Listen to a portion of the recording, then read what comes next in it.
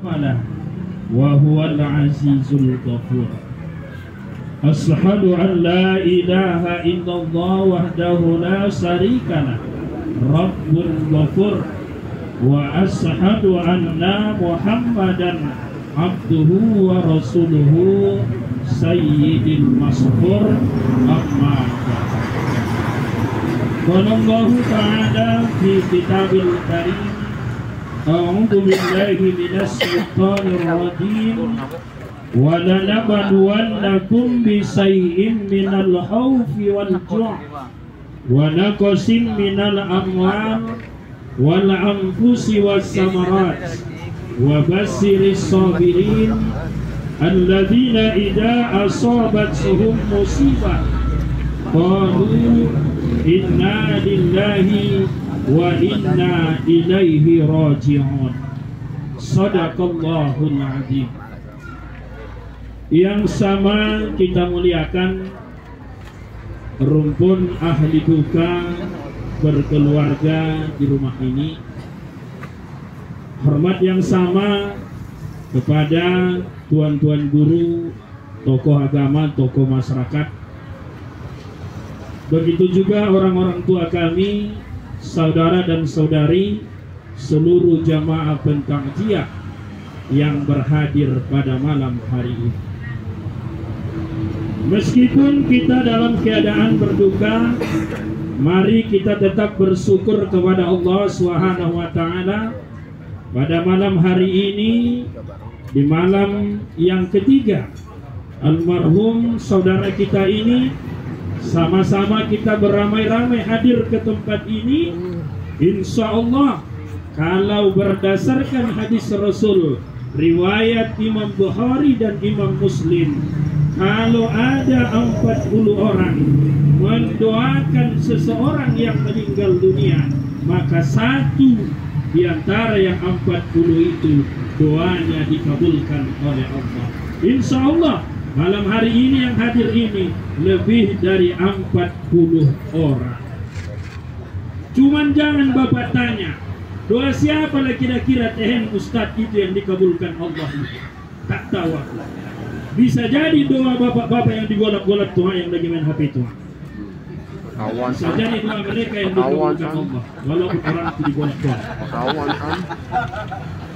Bapak Ibu, orang tuaku, saudara-saudara sekalian yang dimuliakan Allah. Bersolawat kita kepada baginda Rasulullah sallallahu alaihi wasallam. Allahumma shalli ala sayyidina Muhammad wa ala ali Muhammad. Mudah-mudahan kita semua kelak mendapatkan syafaat beliau di yaumil mahsyar nanti.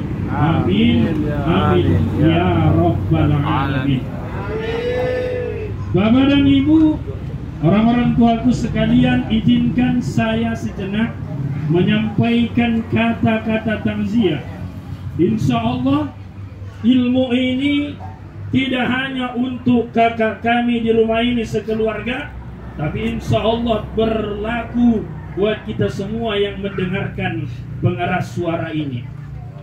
Kalau tadi Khalifah tadi 2 yang dia sampaikan, ku tambahi 1 lagi biar 3. Pertama, tadi memang sudah disinggung oleh beliau tadi.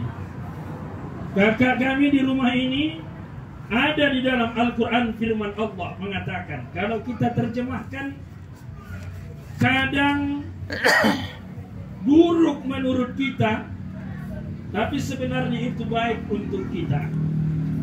Kadang baik menurut kita untuk kita, tapi sebenarnya itu tak baik untuk kita, kata Allah. Jadi ada satu kisah. Ada seorang raja. Raja ini punya 8 menteri. Suatu ketika dari 8 menterinya ini 1 ahli ibadah. Suatu ketika sang raja ingin berburu ke hutan. Diajaknya 1 menteri yang rajin ibadah tadi, 1 lagi menteri yang lain. Dia ajak. Sesampainya mereka di hutan, tiba-tiba lewat seekor rusa yang besar. Raja dari kejauhan melihat rusa ini, dia kejar sendiri, sedangkan pengawalnya berada di belakang.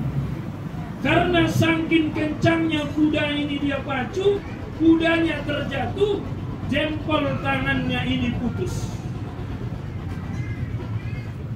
Tentaranya yang di belakang sama menterinya mengejar sang raja. Begitu ketemu dengan raja, ditengok menteri yang ahli ibadah tadi, tangan raja berdarah, terluka, jempolnya putus. Apa kata menteri itu? Ya rajaku, alhamdulillah jempolmu putus. Mak, kalau ada pula anggota awak udah jempol putus dibilangnya alhamdulillah, paling tidak dipocah. Kan gitu Pak? Raja marah. Kau awak sudah terluka, udah begini kau bilang lagi alhamdulillah. Tangkap ini menteri.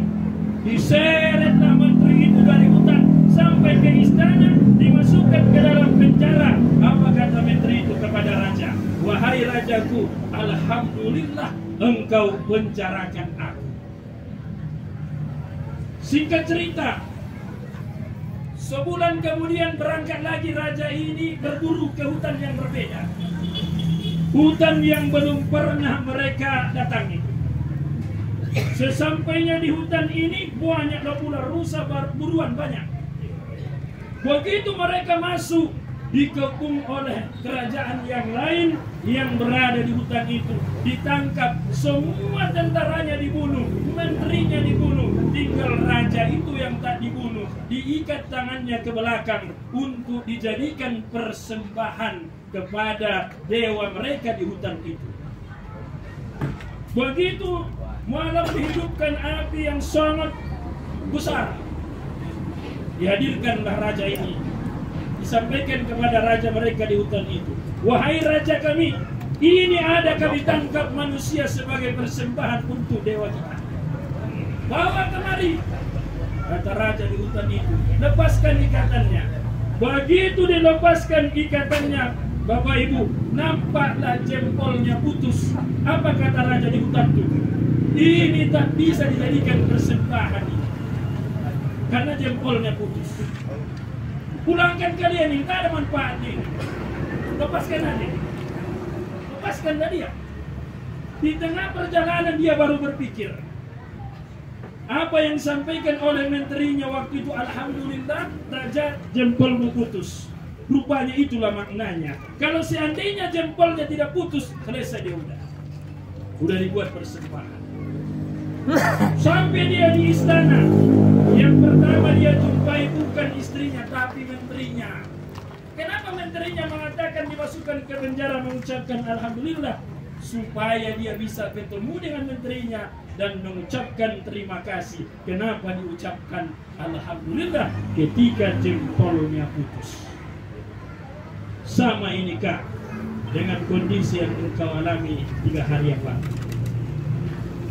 Suamimu dipanggil oleh Allah Subhanahu wa Ta'ala, bisa dibilang kecelakaan lah namanya. Tadi sudah disinggung Tuan tadi, mati syahid, betul. Syahid itu ada 3. Satu namanya syahid dunia, yang kedua syahid akhirat, yang ketiga syahid dunia akhirat.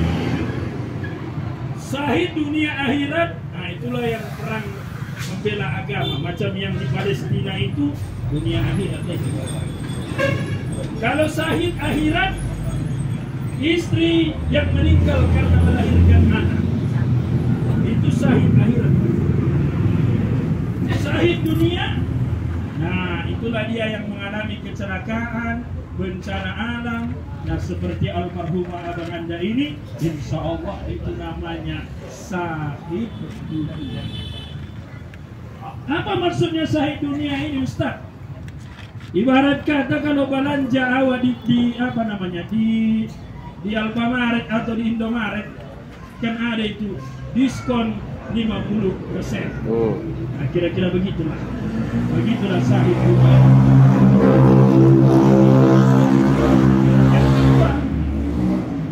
Bukan berarti kalau dia mati syahid dunia, berarti nanti aman-aman aja di sana.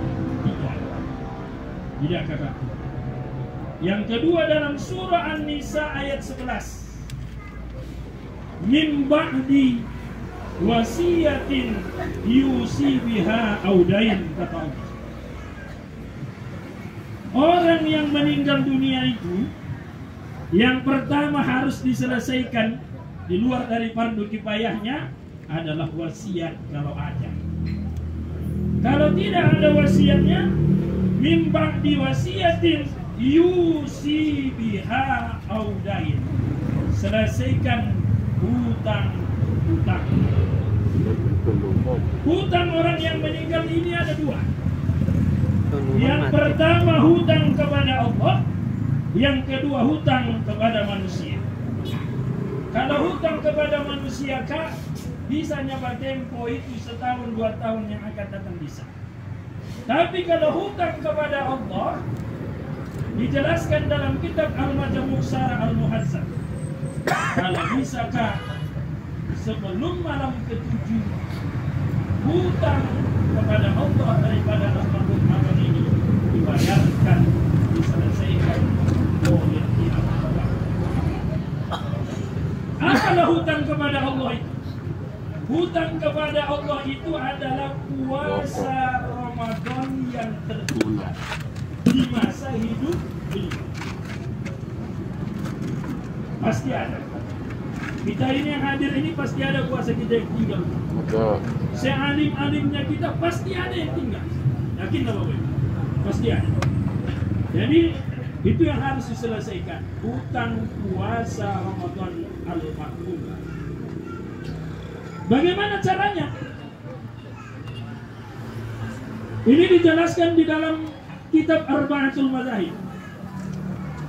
Dan di dalam kitab Hirsatul Islamiyah, Hirsatul Jamal karangan Sulaiman Al-Hirsat.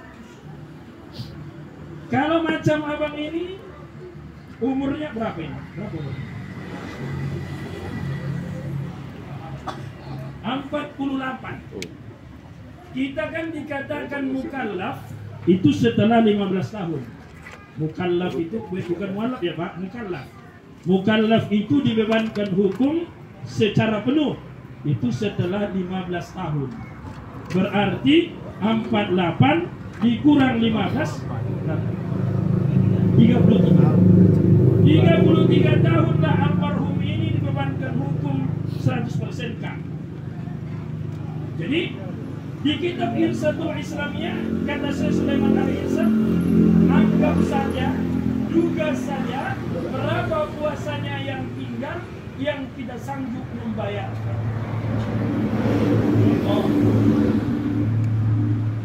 Bisa dibayar 10 juta